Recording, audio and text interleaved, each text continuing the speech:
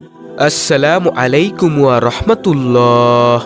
ছোট্ট এই দুরূদটি যদি আপনি একবার পাঠ করেন, আল্লাহ তাআলার রহমতের ৭০ জন ফেরেশতা আপনার জন্য ১০০০ দিন পর্যন্ত অনবরত নেকি লিখতেই থাকে।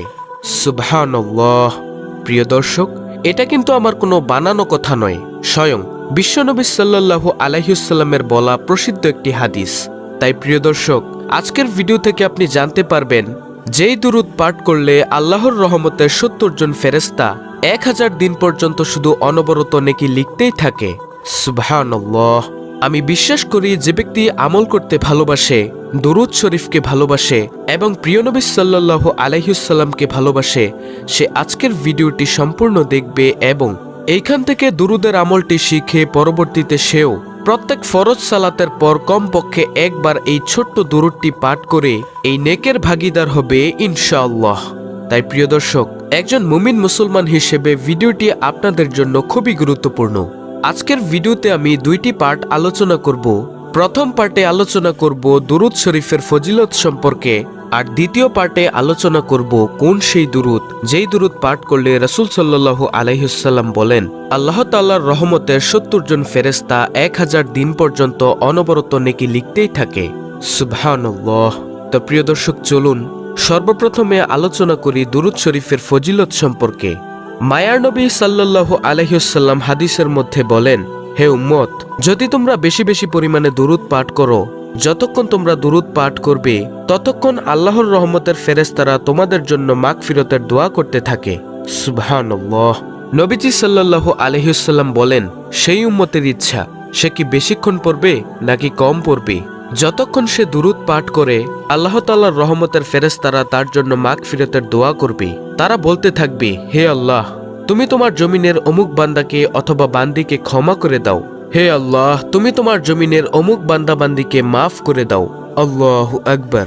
নবীজি সাল্লাল্লাহু আলাইহি ওয়াসাল্লাম বলেন, হে উম্মত, শোনো, যদি তুমি একবার দুরূদ পাঠ করো, আল্লাহ তাআলা তোমাকে 3টি পুরস্কার দান করবেন।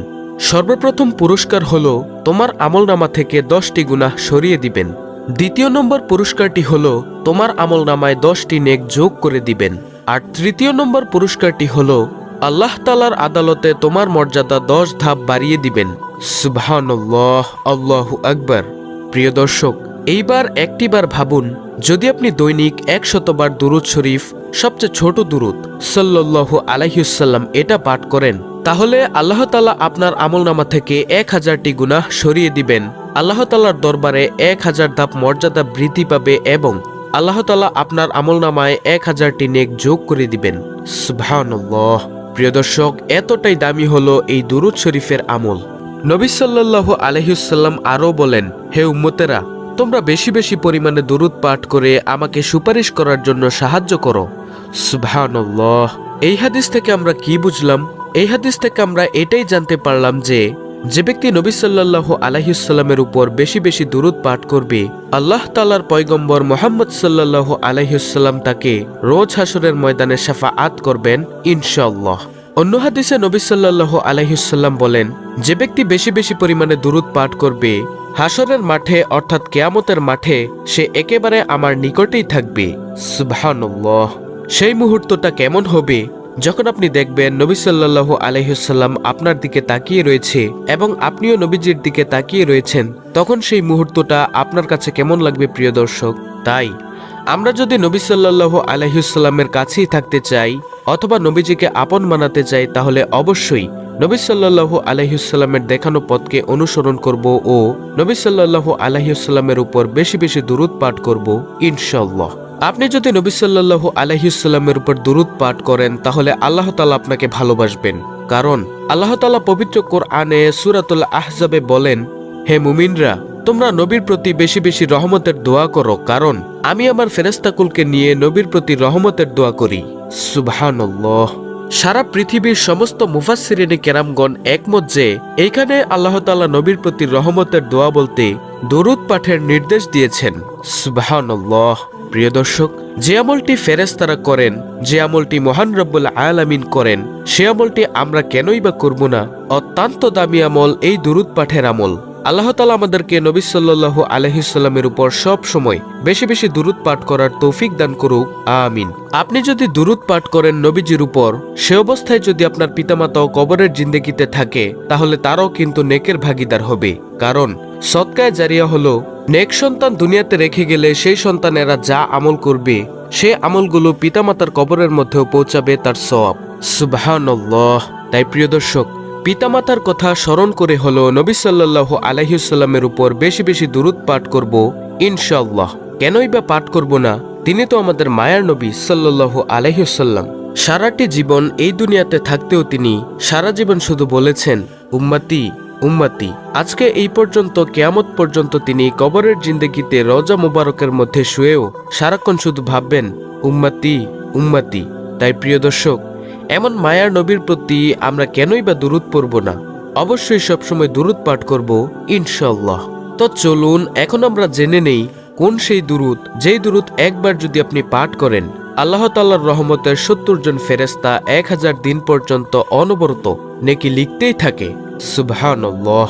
এই দুরূদটি হলো জাযাল্লাহু আন্না মুহাম্মাদান মা হুয়া আহলুহু। আমি আবারও বলছি, জাযাল্লাহু আন্না মুহাম্মাদান মা হুয়া আহলুহু। এই ছোট্ট দুরূদটি যদি আপনি প্রতিদিন কমপক্ষে একবার পাঠ করেন, আল্লাহ তাআলার রহমতের ৭০ জন ফেরেশতা ১০০০ দিন পর্যন্ত আপনার আমলনামায় নেকি লিখতেই থাকবে। সুবহানাল্লাহ, আল্লাহু আকবার। প্রিয় দর্শক, এই দুরূদ আপনাকে অবশ্যই পাঠ করতে হবে। কেনই পাঠ করবেন না? এই দুরূদ যে কত দামি দুরূদ সেটা তো আপনি দেখেছেনই। তাই আসুন আমরা আর কৃপণতা করব না, নবী সাল্লাল্লাহু আলাইহি সাল্লামের উপর সব সময় বেশি বেশি দুরূদ পাঠ করব ইনশাআল্লাহ। নবী সাল্লাল্লাহু আলাইহি সাল্লাম বলেন, কোন উম্মতের সামনে যদি আমার নাম উচ্চারণ করা হয় আর তখন সে যদি আমার উপর দুরূদ পাঠ না করে, তাহলে সে উম্মতের মতো হতভাগা ও সবচেয়ে কৃপণ এই দুনিয়া তার একজনও নেই। তাই আমরা যখনই শুনবো নবী মুহাম্মদ সাল্লাল্লাহু আলাইহি সাল্লামের নাম কেউ নিয়েছে, আমরা যদি কানে শুনতে পাই তাহলে সাথে সাথেই বলবো সাল্লাল্লাহু আলাইহি সাল্লাম। যদি না বলি তাহলে এই দুনিয়াতে সবচেয়ে বড় কৃপণ হয়ে যাব আমি, অথবা হয়ে যাবেন আপনারা। তাই প্রিয় দর্শক, আমরা সব সময় নবী সাল্লাল্লাহু আলাইহি সাল্লামের উপর বেশি বেশি দুরূদ পাঠ করব ইনশাআল্লাহ, এবং আল্লাহর কাছে সব সময় দোয়া করব, হে দয়ার মালিক, তুমি আমাদেরকে তৌফিক দান করো যেন আমরা নবী সাল্লাল্লাহু আলাইহি সাল্লামের দেখানো পথকে অনুসরণ করতে পারি ও এই ছোট্ট দুরূদটি সব সময় পাঠ করতে পারি।